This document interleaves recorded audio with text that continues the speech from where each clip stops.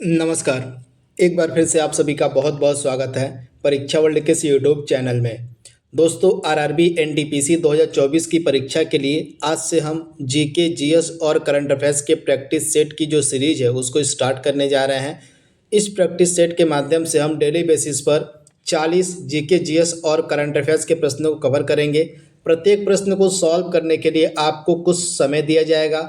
आप सभी को प्रत्येक प्रश्न को सॉल्व करने की कोशिश करनी है और वीडियो के लास्ट में कमेंट बॉक्स में अपना स्कोर बताना है कि आपने इन 40 प्रश्नों में से कितना सही किया है। यह प्रैक्टिस सेट नंबर 1 हमारा है। आइए वीडियो को स्टार्ट करते हैं और देख लेते हैं कि आज के इस प्रैक्टिस सेट में हमने कौन कौन से बेहतरीन प्रश्नों को सम्मिलित किया हुआ है। तो पहला प्रश्न आपके स्क्रीन पर है, किस मलयालम फिल्म ने 70वें राष्ट्रीय फीचर फिल्म में सर्वश्रेष्ठ फीचर फिल्म का पुरस्कार जीता? बेहतरीन प्रश्न है, तो जल्दी से इसका जवाब दीजिए आप सभी। तो राइट आंसर इसका क्या हो जाएगा? अट्टम, यानी कि ऑप्शन जो है पहले प्रश्न का आपका बिल्कुल सही है। अट्टम यह एक मलयालम फिल्म है। इसने 70वें राष्ट्रीय फिल्म पुरस्कार में सर्वश्रेष्ठ फीचर फिल्म का पुरस्कार जीता है। तो इसके बारे में आपको याद रखना है। बौद्ध धर्म में एक शब्दावली प्रचलित है जिसका नाम है धर्म चक्र प्रवर्तन। तो इसका मतलब क्या होता है, किसको निर्देशित करता है, आपको बताना है। फटाक से इसका जवाब दीजिए आप सभी। तो बौद्ध धर्म में जो शब्दावली प्रचलित है धर्म चक्र प्रवर्तन, यह किसको निर्देशित करती है, क्या निर्देशित करती है? तो राइट आंसर क्या हो जाएगा? बुद्ध के प्रथम उपदेश को। तो महात्मा बुद्ध ने जो पहला उपदेश दिया था उसको हम धर्म चक्र प्रवर्तन के नाम से जानते हैं। तो ऑप्शन आपका सी यहाँ पे बिल्कुल सही हो जाएगा। महात्मा बुद्ध ने अपना पहला उपदेश वाराणसी के सारनाथ में दिया था। तो ये प्रश्न भी आपको याद रखना है। वाराणसी में एक जगह है सारनाथ, यहीं पर महात्मा बुद्ध ने अपना प्रथम उपदेश दिया था जिसको हम धर्म चक्र प्रवर्तन के नाम से जानते हैं। अगला प्रश्न आपके सामने है, 7 अगस्त 2024 को किस राज्य ने देश के पहले चावल एटीएम का परीक्षण किया? जल्दी से आप सभी लोग इसका जवाब दीजिए। तो देश का जो पहला चावल एटीएम है इसका परीक्षण किस राज्य में किया गया था 7 अगस्त को? तो राइट आंसर क्या हो जाएगा? उड़ीसा, यानी कि ऑप्शन डी आपका सही हो जाएगा। 7 अगस्त 2024 को किस भारतीय महिला पहलवान को पेरिस ओलंपिक से अयोग्य घोषित कर दिया गया था? बेहतरीन प्रश्न है, आप सभी को जवाब देना है इसका। तो राइट आंसर क्या हो जाएगा? विनेश फोगाट को, यानी कि ऑप्शन ए आपका यहाँ पे बिल्कुल सही हो जाएगा। और जो भारतीय महिला रेसलर थी विनेश फोगाट, इनको पेरिस ओलंपिक 2024 में अयोग्य घोषित किया गया था, यानी कि ऑप्शन ए आपका बिल्कुल सही हो जाएगा, विनेश फोगाट। अगला प्रश्न आपके स्क्रीन पर है,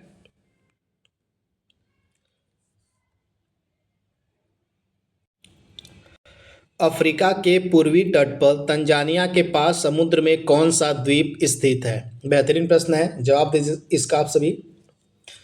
तो अफ्रीका के पूर्वी तट पर तंजानिया के पास समुद्र में कौन सा द्वीप स्थित है? तो राइट आंसर क्या हो जाएगा? जंजीबार, यानी कि ऑप्शन आपका डी यहाँ पे सही हो जाएगा, जंजीबार। अगला प्रश्न है, अंतर्राष्ट्रीय क्रिकेट परिषद जिसको हम आईसीसी के नाम से भी जानते हैं कि अब तक के सबसे कम उम्र के अध्यक्ष के रूप में किसे चुना गया है? बहुत ही ज़्यादा महत्वपूर्ण प्रश्न है करंट अफेयर्स का यह। तो इस प्रश्न का राइट आंसर क्या हो जाएगा? जय शाह, यानी कि ऑप्शन आपका बी यहाँ पे बिल्कुल सही हो जाएगा। जो जय शाह हैं ये अब तक के आईसीसी के सबसे कम उम्र के अध्यक्ष बने हैं। तो इनके बारे में आपको याद रखना, ऑप्शन बी आपका सही हो जाएगा। अगला प्रश्न आपके स्क्रीन पर है, भाखड़ा नांगल बांध किस नदी पर अवस्थित है? बहुत ही बेहतरीन प्रश्न है, जवाब दीजिए आप सभी। तो भाखड़ा नांगल बांध किस रिवर पर, किस नदी पर अवस्थित है? तो सतलज, यानी कि ऑप्शन आपका डी यहाँ पे सही हो जाएगा, सतलज नदी पर। अगला प्रश्न है, हाल ही में भारतीय सेवा ने किस क्षेत्र में पर्वत प्रहार सैन्य अभ्यास किया? तो आप सभी लोगों को बताना है कि भारतीय सेना के द्वारा पर्वत प्रहार नामक जो सैन्य अभ्यास है कहाँ पर किया गया था? तो राइट आंसर क्या हो जाएगा? आप सभी याद रखिएगा, यह जो एक्सरसाइज है लद्दाख में आयोजित की गई थी, यानी कि ऑप्शन ए आपका सही हो जाएगा, लद्दाख। अगला प्रश्न आपके स्क्रीन पर है, कर्क रेखा किस राज्य से होकर गुजरती है? आपके पास 4 ऑप्शन दिए गए हैं, सही का आपको जवाब देना है। तो आप याद रखिएगा, जो कर्क रेखा है भारत में 8 राज्यों से होकर गुजरती है। इन 8 राज्यों में से इनमें से एक राज्य इस ऑप्शन में दिया गया है, तो कौन सा सही आंसर हो जाएगा आपका? झारखंड, यानी कि ऑप्शन आपका डी यहाँ पे बिल्कुल सही हो जाएगा। निम्नलिखित 4 राज्यों में से केवल एक राज्य है जहाँ से कर्क रेखा होकर गुजरती है, वह राज्य आपका हो जाएगा झारखंड, यानी कि ऑप्शन डी। बाकी के अन्य राज्य कौन कौन से हैं?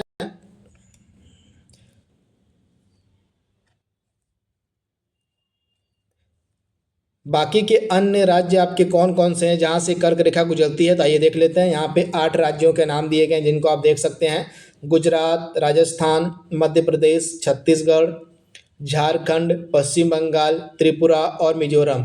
ये टोटल आपके 8 राज्य हैं जहाँ से कर्क रेखा होकर गुजरती है, तो इनके बारे में आपको याद रखना है। अगला प्रश्न है, हर घर तिरंगा अभियान का जो तीसरा संस्करण है कब से कब तक आयोजित किया गया था? बेहतरीन प्रश्न है। हर घर तिरंगा अभियान का जो तीसरा संस्करण है कब से कब तक आयोजित किया गया था? तो राइट आंसर क्या हो जाएगा? 9 से लेके 15 अगस्त 2024 के मध्य जो है हर घर तिरंगा अभियान का तीसरा संस्करण आयोजित किया गया। तो ऑप्शन आप सभी का बी जो यहाँ पे दिया गया है बिल्कुल सही हो जाएगा। अगला प्रश्न आपके स्क्रीन पर है, वह मुगल सम्राट जिसका 2 बार राज्याभिषेक हुआ था वह कौन था? बेहतरीन प्रश्न है। तो आप सभी लोग याद रखिएगा, किसका 2 बार राज्याभिषेक हुआ था? तो औरंगजेब का, यानी कि ऑप्शन आपका डी यहाँ पे बिल्कुल सही हो जाएगा, औरंगजेब का। कब कब हुआ था आइए देख लेते हैं। तो यहाँ पे स्क्रीन पे आप सभी लोग देख पा रहे हैं कि मुगल सम्राट जो औरंगजेब था इसका 2 बार राज्याभिषेक हुआ था। पहली बार 31 जुलाई 1658 को हुआ था इसका राज्याभिषेक आगरा में, और दूसरी बार इसका जो राज्याभिषेक था यह 5 जून 1659 को हुआ था, जब यह देवराय का युद्ध जीता था। उसके बाद इसने फिर से दोबारा से अपना राज्याभिषेक करवाया था, तो इसके बारे में आपको याद रखना है। अगला प्रश्न आपके स्क्रीन पर है, किसे पेरिस पैरालंपिक 2024 में भारतीय दल का सेफ डे मिशन नियुक्त किया गया? यहाँ पे पेरिस पैरालंपिक की बात हो रही है, ध्यान से प्रश्न को पढ़िएगा। तो आप सभी याद रखिएगा, पेरिस पैरालंपिक 2024 में भारतीय दल का सेफ डे मिशन नियुक्त किया गया था। किसको? सत्य प्रकाश सांगवान को, यानी कि ऑप्शन ए आपका यहाँ पे बिल्कुल सही हो जाएगा, सत्य प्रकाश सांगवान को। अगला प्रश्न आपके स्क्रीन पर है, स्टेनलेस स्टील में कौन से तत्व मौजूद होते हैं? बेहतरीन प्रश्न है। तो आप याद रखिएगा, जो स्टेनलेस स्टील होती है इसमें लोहा और क्रोमियम मौजूद होता है, यानी कि ऑप्शन आपका सी यहाँ पे सही हो जाएगा। मालीगांव किस रेलवे जोन का हेडक्वार्टर है, यानी कि मुख्यालय है? फटाक से इसका जवाब दीजिए आप सभी।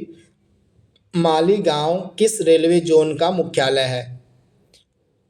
तो राइट आंसर क्या हो जाएगा? उत्तर पूर्वी सीमांत, यानी कि ऑप्शन आपका सी यहाँ पे सही हो जाएगा, उत्तर पूर्वी सीमांत। अगला प्रश्न आपके स्क्रीन पर है, अल्बर्ट आइंस्टीन कौन थे? इनके बारे में आपको बताना है कि अल्बर्ट आइंस्टीन कौन थे। तो राइट आंसर आपका क्या हो जाएगा? अल्बर्ट आइंस्टीन एक भौतिक शास्त्री थे, यानी कि ऑप्शन आपका यहाँ पे क्या सही हो जाएगा? ऑप्शन आपका सी यहाँ पे बिल्कुल सही हो जाएगा, भौतिक शास्त्री थे। अगला प्रश्न आपके स्क्रीन पर है, कौन सा नदी तंत्र सबसे पुराना है? बेहतरीन प्रश्न है। आपको बताना है कि दिए गए 4 ऑप्शन में से सर्वाधिक पुराना नदी तंत्र कौन सा है? तो राइट आंसर क्या हो जाएगा? ऑप्शन बी, यानी कि इंडो ब्रह्मा जो नदी तंत्र है यह भारत का सबसे पुराना नदी तंत्र है, तो इसके बारे में आप याद रखिएगा, इंडो ब्रह्मा। तो ये फैक्ट आपको याद रखना है, यानी कि ऑप्शन आपका बी यहाँ पे बिल्कुल सही हो जाएगा। अगला प्रश्न आपके स्क्रीन पर है, बरौनी तेल शोधक कारखाना कहाँ स्थित है? बरौनी तेल शोधक कारखाना के बारे में आपको बताना है। तो इसकी लोकेशन क्या है? तो बिहार में आपको यह देखने को मिलेगा, बरौनी तेल शोधक कारखाना। तो ऑप्शन आपका बी यहाँ पे बिल्कुल सही हो जाएगा, बिहार में। अगला प्रश्न है, कांच से गुजरने पर प्रकाश के किस रंग की गति धीमी हो जाती है? कांच से गुजरने पर प्रकाश के किस रंग की गति सबसे धीमी हो जाती है? तो राइट आंसर क्या हो जाएगा? बैगनी रंग, यानी कि ऑप्शन बी आपका यहाँ पे बिल्कुल सही हो जाएगा। ऐसा क्यों होता है, आइए आगे डिस्कस कर लेते हैं। तो कांच से गुजरने पर जो है बैगनी रंग का प्रकाश जो होता है उसकी गति सबसे धीमी हो जाती है। कांच में बैगनी प्रकाश की गति लाल प्रकाश की तुलना में कम होती है। ये फैक्ट भी आप याद रखिएगा। कांच में जो बैगनी प्रकाश होता है उसकी जो गति होती है लाल प्रकाश की तुलना में कम होती है। जो बैगनी प्रकाश होता है उसकी जो वेवलेंथ होती है, उसकी जो तरंगदैर्घ्य होती है सबसे कम होती है, इसीलिए यह कांच से होकर सबसे कम गति से गुजरता है। तो ये सारे फैक्ट आपको क्लियर कर लेने हैं, याद कर लेने हैं। अगला प्रश्न है, किस प्रसिद्ध खिलाड़ी की जयंती के उपलक्ष्य में भारत में प्रतिवर्ष 29 अगस्त को राष्ट्रीय खेल दिवस मनाया जाता है? तो आप सभी लोग याद रखिएगा, जो नेशनल स्पोर्ट्स डे है, राष्ट्रीय खेल दिवस है, यह प्रतिवर्ष 29 अगस्त को मनाया जाता है। यह किसकी जयंती होती है? तो मेजर ध्यानचंद्र की जयंती होती है। तो ऑप्शन आपका सी यहाँ पे सही हो जाएगा। मेजर ध्यानचंद्र की जयंती को भारत में राष्ट्रीय खेल दिवस के रूप में मनाया जाता है। हाल ही में एक पुस्तक को लॉन्च किया गया जिसका नाम है द कॉन्स्पिरेसी। तो इस पुस्तक के लेखक कौन है आपको बताना है। तो इस पुस्तक के लेखक कौन है? तो राइट आंसर क्या हो जाएगा? गोटाबाया राजपक्षे, यानी कि ऑप्शन आपका डी यहाँ पे सही हो जाएगा। गोटाबाया राजपक्षे, इसके बारे में आप याद रखिएगा। अगला प्रश्न आपके स्क्रीन पर है, मुख्यतः निम्न गैस ग्लोबल वार्मिंग के लिए जिम्मेदार होती है। सर्वाधिक जिम्मेदार ग्लोबल वार्मिंग के लिए गैस कौन सी होती है, उसका आपको नाम बताना है। तो राइट आंसर क्या हो जाएगा? कार्बन डाइऑक्साइड, यानी कि ऑप्शन ए आपका यहाँ पे बिल्कुल सही हो जाएगा। कार्बन डाइऑक्साइड जो गैस है यह ग्लोबल वार्मिंग के लिए सबसे ज़्यादा जिम्मेदार मानी जाती है। तो इसके बारे में आप याद रखिएगा। भारत की पहली महिला प्रधानमंत्री का नाम आपको बताना है। तो राइट आंसर क्या हो जाएगा? राइट आंसर हो जाएगा श्रीमती इंदिरा गांधी। तो इनके बारे में आपको याद रखना है। श्रीमती इंदिरा गांधी भारत की पहली महिला प्रधानमंत्री थी। अगला प्रश्न आपके स्क्रीन पर है, संविधान सभा का सृजन किया गया था किसके अंतर्गत, आपको बताना है। किसके द्वारा जो है संविधान सभा का सृजन किया गया था? तो आप याद रखिएगा, कैबिनेट मिशन योजना के द्वारा ही संविधान सभा का सृजन किया गया था। तो ऑप्शन आपका इस प्रश्न का बी जो है 100% सही हो जाएगा। निम्नलिखित में से कौन सा विटामिन गर्म होने पर नष्ट हो जाता है? इसमें से कौन सा विटामिन है जो गर्म होने पर नष्ट हो जाता है? तो राइट आंसर क्या हो जाएगा? Vitamin C. तो इसके बारे में आप याद रखिएगा, विटामिन सी का रासायनिक नाम होता है एस्कॉर्बिक एसिड। इस प्रकार से लिखा जाएगा, एस्कॉर्बिक एसिड जो है इसका रासायनिक नाम होता है, और विटामिन सी की कमी से जो है स्कर्वी नामक रोग होता है। अगला प्रश्न आपके सामने है, अश्रु गैस इसमें से कौन सी है? यहाँ पे टीयर गैस यानी कि अश्रु गैस की बात हो रही है। फटाक से इसका आप सभी लोग जवाब दीजिए। तो राइट आंसर क्या हो जाएगा? अमोनिया। अमोनिया जो है टीयर गैस कहलाती है, यानी कि ऑप्शन आपका ए यहाँ पे बिल्कुल सही हो जाएगा। इसके बाद अमोनिया आपकी टीयर गैस हो गया, यानी कि ऑप्शन आपका ए यहाँ पे सही है। वहीं जिनान को हम स्ट्रेंजर गैस कहते हैं। आप याद देखिएगा, जो जिनान होती है इसको जो है स्ट्रेंजर गैस कहा जाता है। नाइट्रस ऑक्साइड को हास्य गैस, हंसाने वाली या लॉफिंग गैस कहते हैं। आप याद रखिएगा, लॉफिंग गैस या हास्य गैस हम किसको बोलते हैं? तो नाइट्रस ऑक्साइड को बोलते हैं। वहीं टाइटेनियम जो है एक रणनीतिक धातु है। तो ये फैक्ट आपको याद रखना है। सुपरसोनिक में जो विमान होते हैं ये किसको हानि पहुंचाते हैं? बेहतरीन प्रश्न है। सुपरसोनिक विमान किसको हानि पहुंचाते हैं? तो राइट आंसर क्या हो जाएगा? ओजोन मंडल को, यानी कि ऑप्शन आपका डी यहाँ पे सही हो जाएगा, ओजोन मंडल को। अगला प्रश्न आपके स्क्रीन पर है, आम आदमी बीमा योजना जो ग्रामीण भूमिहीन परिवारों के लिए बीमा योजना है, इसकी शुरुआत किसने की थी? बेहतरीन प्रश्न है।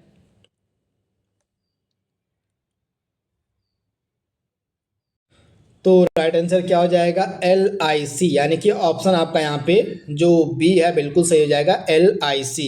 यहाँ पे इसके बारे में डिटेल भी दी गई है जिसको आप देख सकते हैं। आम आदमी बीमा योजना 2007 में शुरू की गई थी। इसका संचालन भारतीय जीवन बीमा निगम यानी कि LIC के द्वारा किया जाता है, तो इसके बारे में आपको याद रखना है। अगला प्रश्न आपके स्क्रीन पर है, पाचन भोजन को क्या करता है? आपके पास 4 ऑप्शन है, चारों ऑप्शन को इत्मीनान से पढ़िए और सही जवाब देने की कोशिश करिए। तो इस प्रश्न का राइट आंसर क्या हो जाएगा? जो पाचन है वह भोजन को जटिल से सरल अणुओं में बदलता है। तो आप याद रखिएगा, पाचन जो है भोजन को जटिल से सरल अणुओं के रूप में बदलने की क्रिया होती है। तो ये फैक्ट आपको याद रखना है। ऑप्शन आपका यहाँ पे जो ए है बिल्कुल सही हो जाएगा। अगला प्रश्न आपके स्क्रीन पर है, निम्न में से किसका उपयोग ऊंचाई नापने के लिए होता है? बेहतरीन प्रश्न है। किसका उपयोग ऊंचाई नापने के लिए होता है? तो राइट आंसर क्या हो जाएगा? अल्टीमीटर, यानी कि ऑप्शन आपका बी यहाँ पे बिल्कुल सही हो जाएगा। अगला प्रश्न है, किसको अंतर्राष्ट्रीय हरित क्रांति के जनक के रूप में जाना जाता है? अंतर्राष्ट्रीय हरित क्रांति का जनक किसे कहा जाता है? यह चीज़ यहाँ पे पूछी गई है। तो राइट आंसर क्या हो जाएगा? नॉर्मन बोरलॉग को, यानी कि ऑप्शन आपका यहाँ पे ए जो है बिल्कुल सही हो जाएगा। अंतर्राष्ट्रीय हरित क्रांति का जनक कहा जाता है नॉर्मन बोरलॉग को। वहीं भारत में हरित क्रांति का जनक हम बोलते हैं MS स्वामीनाथन को। तो दोनों के बारे में आपको याद रखना है। अगला प्रश्न है, निम्नलिखित में से किसी एक क्रांतिकारी को काकोरी षड्यंत्र केस में फांसी की सजा नहीं दी गई थी? आपको बताना है किस एक क्रांतिकारी को काकोरी षड्यंत्र केस में फांसी नहीं हुई थी, आपको उसकी पहचान करनी है।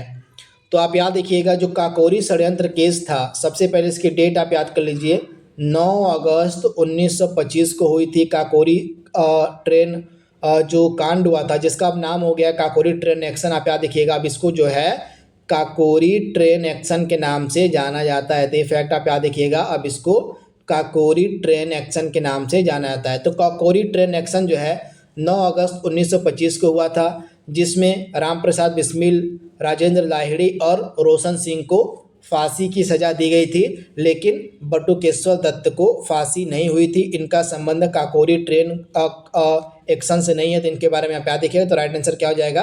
बटुकेश्वर दत्त। अगला प्रश्न आपके स्क्रीन पर है, प्रेसिडेंट ऑफ इंडिया बनने के लिए जो न्यूनतम उम्र सीमा है वह कितनी रखी गई है? अगर आपको भारत का राष्ट्रपति बनना है तो आपकी जो सबसे न्यूनतम उम्र है वह कितनी होनी चाहिए? तो आप याद रखिएगा, भारत का राष्ट्रपति बनने के लिए जो न्यूनतम उम्र सीमा है वह 35 वर्ष होनी चाहिए। तो ऑप्शन आपका यहाँ पे जो सी है बिल्कुल सही हो जाएगा, 35 वर्ष। अगला प्रश्न आपके सामने है, भारत की ऊर्जा राजधानी किसे कहा जाता है? बेहतरीन प्रश्न है। भारत की ऊर्जा राजधानी हम किसको कहते हैं? तो आप याद रखिएगा, सोनभद्र को। ऑप्शन आपका बी यहाँ पे सही हो जाएगा। आग पर रखी हुई पतीली का जल किस क्रिया द्वारा गर्म होता है? तो आप याद रखिएगा, जो आग पर रखी हुई पतीली होती है वह संवहन की क्रिया द्वारा जो है उसका जल जो है गर्म होता है। तो आप याद रखिएगा, संवहन की क्रिया के द्वारा आग के ऊपर जो पतीला रखा होता है उसमें रखा जो जल होता है वह गर्म होता है। तो ऑप्शन आपका यहाँ पे जो बी दिया गया है बिल्कुल सही हो जाएगा। तो यहाँ पे अगला प्रश्न है, खारे पानी की विश्व की सबसे बड़ी झील कौन सी है? खारे पानी की विश्व की सबसे बड़ी झील कौन सी है? तो राइट आंसर क्या हो जाएगा? कैस्पियन सागर, यानी कि ऑप्शन आपका बी यहाँ पे बिल्कुल सही हो जाएगा, कैस्पियन सागर। निम्नलिखित विद्युत चुंबकीय तरंगों में से किस एक का तरंग दैर्ध्य सर्वाधिक और ऊर्जा न्यूनतम होती है? आपको उस विद्युत चुंबकीय तरंग की पहचान करनी है जिसकी जो वेवलेंथ है, जिसकी जो तरंग दैर्ध्य है वह सर्वाधिक होगी, लेकिन उसकी जो ऊर्जा होगी, जो एनर्जी होगी वह न्यूनतम होगी। तो आप याद रखिएगा, न्यूनतम ऊर्जा और सर्वाधिक वेवलेंथ होती है रेडियो तरंगों की, यानी कि ऑप्शन आपका बी यहाँ पे बिल्कुल सही हो जाएगा, रेडियो वेव्स, यानी कि रेडियो तरंगों की। अगला प्रश्न आपके स्क्रीन पर है, निम्नलिखित में से किस माध्यम में प्रकाश की चाल न्यूनतम होगी? प्रकाश की चाल न्यूनतम किस माध्यम में होगी? तो राइट आंसर क्या हो जाएगा? आप याद रखिएगा, हीरा में जो है प्रकाश की जो चाल होगी, जो लाइट की स्पीड होगी वह न्यूनतम होगी, यानी कि ऑप्शन आपका बी यहाँ पे बिल्कुल सही हो जाएगा, वहीं निर्वात में जो लाइट की स्पीड होती है वह सर्वाधिक होती है। आप याद देखिएगा, निर्वात में प्रकाश की जो चाल होती है वह सर्वाधिक होती है। अगला प्रश्न आपके स्क्रीन पर है, पीयूष ग्रंथि कहाँ पाई जाती है? यह एक अंतःस्रावी ग्रंथि होती है पीयूष ग्रंथि। आपको बताना है कि यह कहाँ पाई जाती है। तो पीयूष ग्रंथि कहाँ पाई जाती है? तो आप याद रखिएगा मस्तिष्क में, यानी कि ऑप्शन आपका बी यहाँ पे सही हो जाएगा, मस्तिष्क में। लास्ट के दो प्रश्न आपके स्क्रीन पर है, हाल ही में गठित एक देश एक चुनाव की जो समिति थी इसका अध्यक्ष किसे नियुक्त किया गया था? एक देश एक चुनाव समिति का अध्यक्ष कौन बना था? तो हमारे जो पूर्व राष्ट्रपति थे रामनाथ कोविंद, ये जो है एक देश एक चुनाव समिति जो बनाई गई थी उसके अध्यक्ष थे, यानी कि ऑप्शन आपका यहाँ पे जो बी है बिल्कुल सही हो जाएगा। आज के सेशन का लास्ट प्रश्न आपके स्क्रीन पर है, हाल ही में भारतीय वायुसेना का नया प्रमुख किसे बनाया गया है? भारतीय वायुसेना के नए प्रमुख कौन बने हैं आपको बताना है। तो राइट आंसर क्या हो जाएगा? अमरप्रीत सिंह, यानी कि ऑप्शन आपका ए यहाँ पे बिल्कुल सही हो जाएगा, अमरप्रीत सिंह। तो इस प्रकार से 40 प्रश्नों को हमने कवर कर लिया है। आप सभी को कमेंट बॉक्स में अपना स्कोर बताना है कि आप सभी ने 40 प्रश्नों में से कितना अपना सही किया है। यह सही जवाब आप कमेंट बॉक्स में दीजिएगा। तो आज के लिए बस इतना ही। Thank you, thanks for watching, thank you.